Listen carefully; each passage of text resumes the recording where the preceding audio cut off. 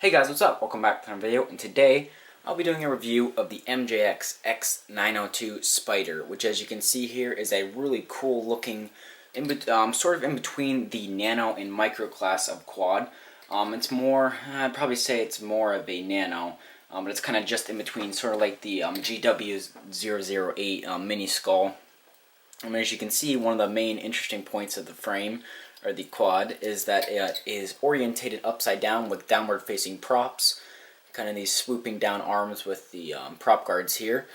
And it does not fly inverted. It cannot fly upside down like this. It just flies like this, but it does look rather cool. Kind of has like an angry spider look to it with those LED slot holes there. And now the motors, I believe they are I think they are 6mm motors, probably 15mm long cans. I'm not really too sure. And the props do look to be the same as the GW008 props once again. Fairly good power with decent efficiency, kind of these paddle-like design props here. Then for our battery, it just comes in here. Let me show you the LEDs quick before I take the battery out. It's a little easier to show you the LEDs. Let me turn the quad on.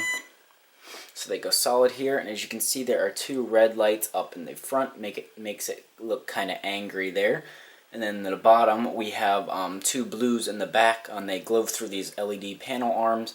There's panels up front, but there's no LEDs up there, so that's kind of weird. But LEDs are okay. They could be better, but they're not all that bad. Let's fix that. So now there is an on-off switch in the back here, if you can focus in on that. So, but it's pretty tight with that battery cable, so let's push that. The battery just slots out, and it is a 3.7 volt 1S 180 milliamp hour LiPo. Can't really read it, the thing's a little messed up there. And it ends in the 1.25 micro JST plug here, so common for this small of a battery.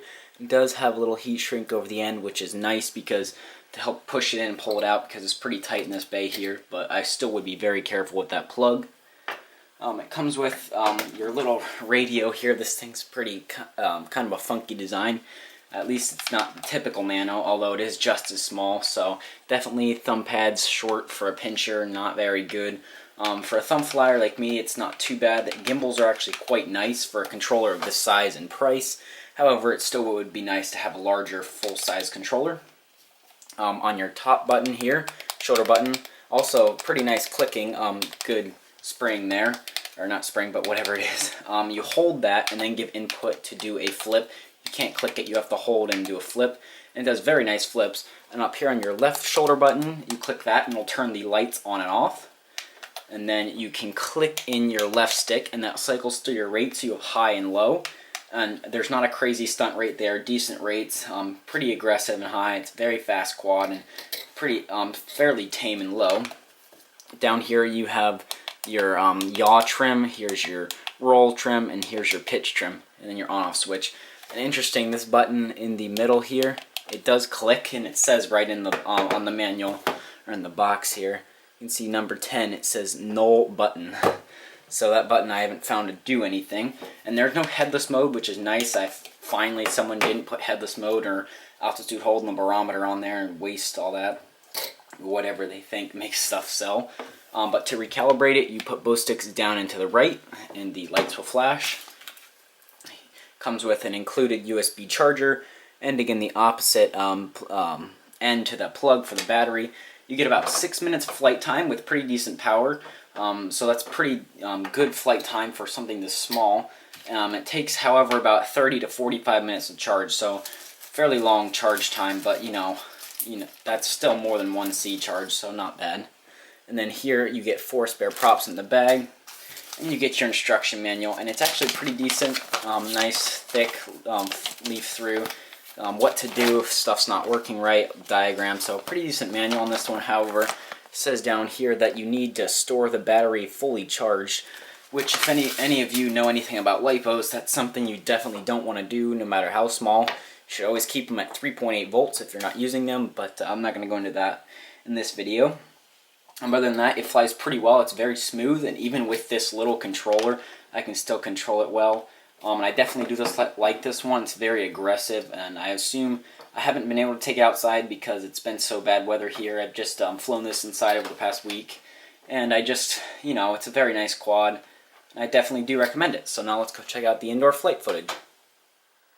Okay, here we are for the indoor flight review of the MJX X902.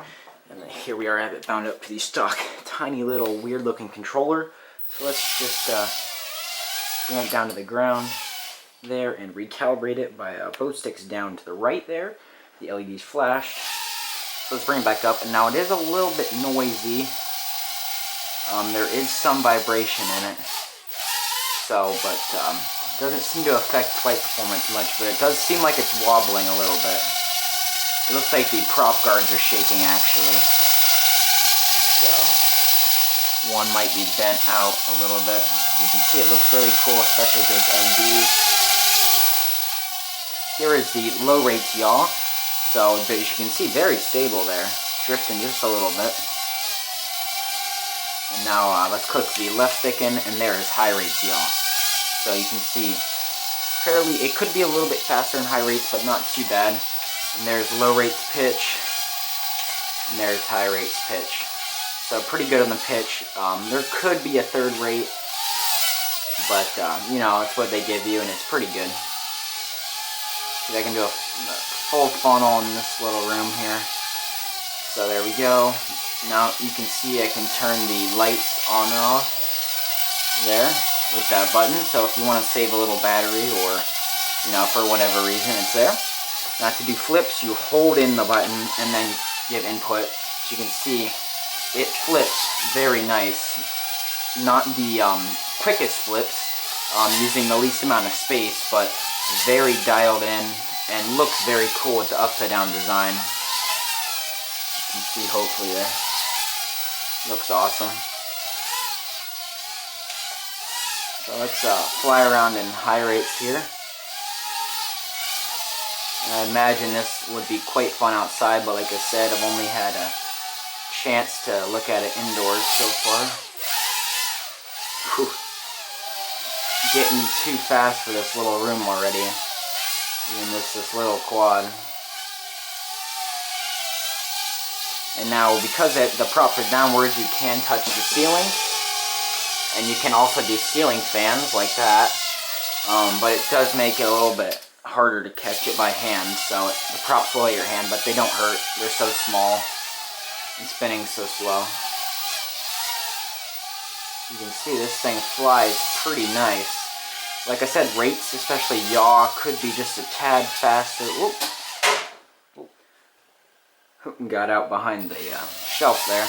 But as I was saying, the rates could be just a tad faster, but overall it seems pretty nice. Maybe not the best beginner quad, as it is a little bit aggressive. Go back to low rates here. So you can see in low rates it's actually pretty controllable. Pitch is still decent for a low rate, but I guess you could learn as a beginner. But there we go. Controller is probably the weakest part, being this tiny little guy.